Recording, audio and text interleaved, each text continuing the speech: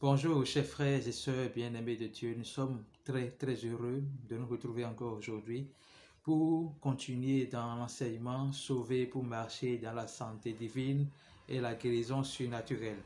Et nous sommes à l'épisode 12, intitulé Croire, l'unique condition pour vaincre les maladies. Croire, l'unique condition pour vaincre les maladies. Maintenant, pourquoi croire est l'unique condition? C'est cette question-là nous allons répondre.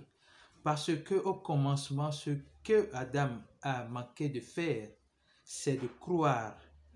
Dans le fait, c'est la désobéissance, puisque Dieu lui dit, ne fais pas ceci, ne mange pas le fruit de l'arbre de la connaissance du bien et du mal. Et il va s'en procurer, il mange. Donc dans le fait de la désobéissance, mais quand on va un peu plus loin, on constate que cette désobéissance, c'est de l'incrédulité. Pour que vous vous levez de votre place maintenant pour quitter là où vous êtes, lorsque je vais vous dire qu'il y aura un incendie dans votre maison, pour que vous quittiez là, vous preniez des dispositions, il faut que vous croyez à ce que je dis. Maintenant, si vous ne croyez pas, vous n'allez rien faire, vous n'allez pas obtempérer. Donc le fait que Adam n'est pas obtempéré, n'était pas soumis à Dieu, était la manifestation de son incrédulité.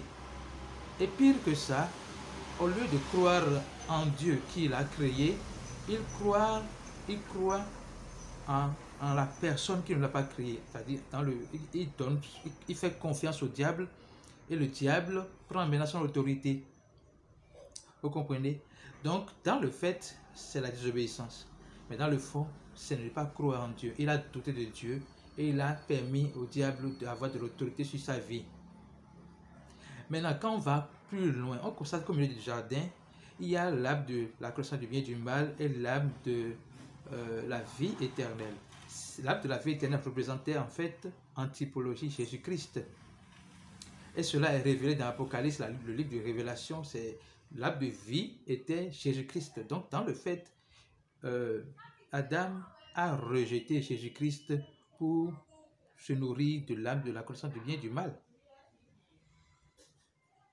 Donc,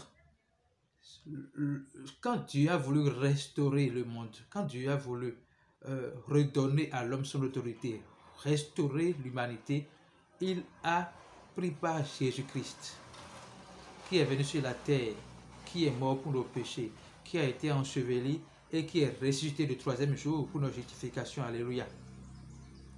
Alors, il a mis une seule condition pour être sauvé. Une seule condition pour avoir la restauration. Il dit, quiconque croit que Jésus est le Christ est né de Dieu. Dieu a tant aimé le monde et Dieu a tant aimé le monde qu'il a donné son Fils unique Jésus-Christ afin que quiconque croit en lui ait la vie éternelle. La condition qu'il a donnée pour que les gens aient la vie éternelle, c'est croire. Ce n'est pas, excusez-moi, ce n'est pas obéir aux 10 commandements. C'est bien de faire les bonnes œuvres, c'est bien de bien se comporter, mais ce n'est pas en cela qu'il y a la vie éternelle. La vie éternelle n'est pas dans les bonnes œuvres. Corneille a pu faire les bonnes œuvres, mais il n'avait pas la vie éternelle sans entendre l'évangile qui sauve. Corneille était pieux, parfait, mais il n'avait pas la vie éternelle sans entendre l'évangile du pardon des péchés qui sauve. Donc, il a fallu qu'il entende l'évangile du pardon des péchés qui sauve pour pouvoir être sauvé. Bien qu'il était pieux, parfait dans les actes. Donc, la vie éternelle n'est pas dans les actes. La vie éternelle est en Jésus-Christ. Et celui qui croit que Jésus-Christ est le Christ a la vie éternelle. Maintenant, allons dans notre sujet du jour. Croire est la seule condition pour être sauvé. De la même manière, croire est la seule condition pour être guéri. Parce que salut veut dire soteria, qui veut dire délivrance du péché et de ses conséquences. Mais ça veut dire également sozo, qui veut dire délivrance de tous les maux et maladies. Donc, la guérison est contenue dans le salut. Et vous allez voir dans Matthieu 9, versets 14 à 27, on ne va pas tout lire, il y a un récit qui est très intéressant. Jésus avait déjà envoyé les disciples pour aller chasser les démons, aller annoncer la bonne nouvelle, chasser les démons. Les disciples sont revenus avec une très bonne nouvelle. Il dit, même les démons nous sont soumis en ton nom. même les démons ne sont soumis à ton nom. Donc, ils avaient l'expérience de chasser les démons, ils croyaient en Dieu, ils avaient vu Dieu agir. Mais il est arrivé qu'il y avait un malade possédé d'un démon qui n'arrivait pas à guérir. Ils ont fait ce qu'ils pouvaient, ils n'arrivaient pas à guérir. Mais ils sont le père du monsieur qui souffrait de... qui est lunatique, pour être simple, qui est lunatique. Le père dit à Jésus, j'ai amené mon enfant vers tes disciples, ils n'ont pas pu le guérir. Et Jésus a dit, race d'incrédules. Ça veut dire que au moment là, les disciples ne croyaient pas en la guérison du monsieur. Les disciples ne croyaient pas à la guérison du monsieur. Donc, il a dit, on va lire le verset après, il a dit, où est l'enfant? Amenez-le-moi. Et le père dit ceci. Je vais lire au moins ce que le père a dit. Il dit, et souvent, l'esprit l'a jeté dans le feu et dans l'eau pour le faire périr. Il dit maintenant, mais si tu peux quelque chose, viens à notre secours, aie compassion de nous. Le Père dit à Jésus, Dieu, sur la terre, si tu peux quelque chose. Jésus lui répondit, si tu peux, oh, tout est possible à celui qui croit. Donc en disant si tu peux, non seulement le Père ne croyait pas à la guérison de son fils, il ne croyait pas à l'autorité de Jésus-Christ pour pouvoir guérir son fils. Donc Jésus dit, si tu peux, tout est possible à celui qui croit. Aussitôt, le père de l'enfant s'écria, je crois, viens au secours de mon incrédulité. Donc, avant que Jésus ne guérisse l'enfant, il a traité avec l'incrédulité de ses disciples, il a traité avec l'incrédulité de son père de l'enfant. Et juste après, il dit, Jésus voyant accourir la foule, menaça l'esprit impur et lui dit, esprit muet et sourd, je te l'ordonne, sors de cet enfant et n'y rentre plus. Au nom puissant de Jésus-Christ, j'ordonne à tout esprit sourd et muet qui tourmente votre vie, de quitter votre vie immédiatement et de ne plus jamais venir au nom puissant de Jésus-Christ. Je crois que c'est fait et vous allez voir cela manifester. Alléluia.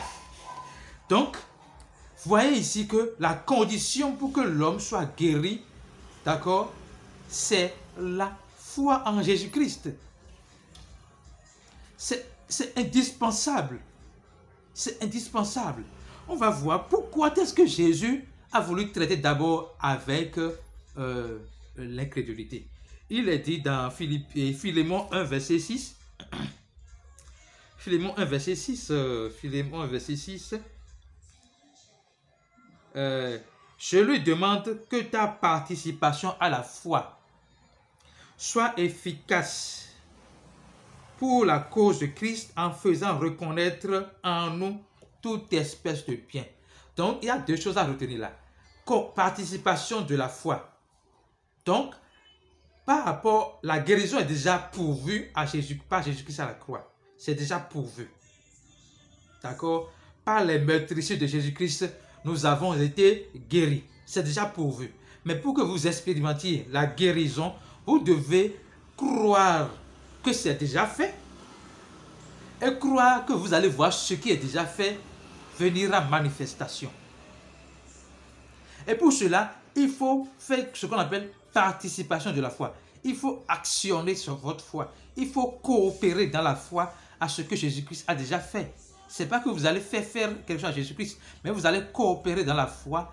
Et cette foi que vous avez mise en action est une participation efficace qui va amener maintenant ce qui est déjà fait. Tout le bien en nous. Donc c'est déjà en nous, ce n'est pas ailleurs. Ce qui est déjà fait à manifestation. Alléluia. Alléluia. Donc les amis, Jésus a tout fait. Il a tout accompli pour que vous marchiez dans la santé divine, pour que vous marchiez dans la guérison surnaturelle. Il a tout accompli pour que lorsque vous sentez le besoin d'être guéri, vous sachiez que ce besoin est déjà accompli et que vous activez votre foi pour dire merci Jésus, je crois que tu m'as guéri et je verrai cela manifester. L'unique condition de croire, de marcher, de vaincre les maladies, c'est de croire. Vous voyez ici, le Père ne pouvait pas vaincre la maladie de son Fils s'il n'avait pas cru. Bien que la guérison soit pourvue, il ne pouvait pas faire s'il n'avait pas cru. Donc, la foi est importante. La foi est extrêmement importante. Je vais lire la fin de ce verset parce que Jésus a dit « Et il sortit, l'esprit sortit en poussant des cris et en agitant avec une grande violence. L'enfant devint comme mort, de sorte que plusieurs disaient qu'il était mort. »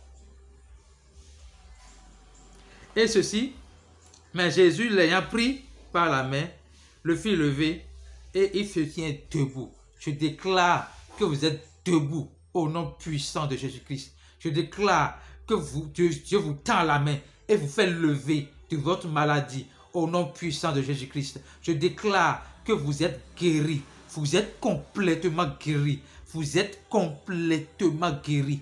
De la tête jusqu'aux pieds. Tout votre corps est restauré par l'œuvre salvatrice déjà accomplie à la croix. Vous êtes guéri et vous êtes béni. C'est au nom puissant de Jésus-Christ que nous avons prié.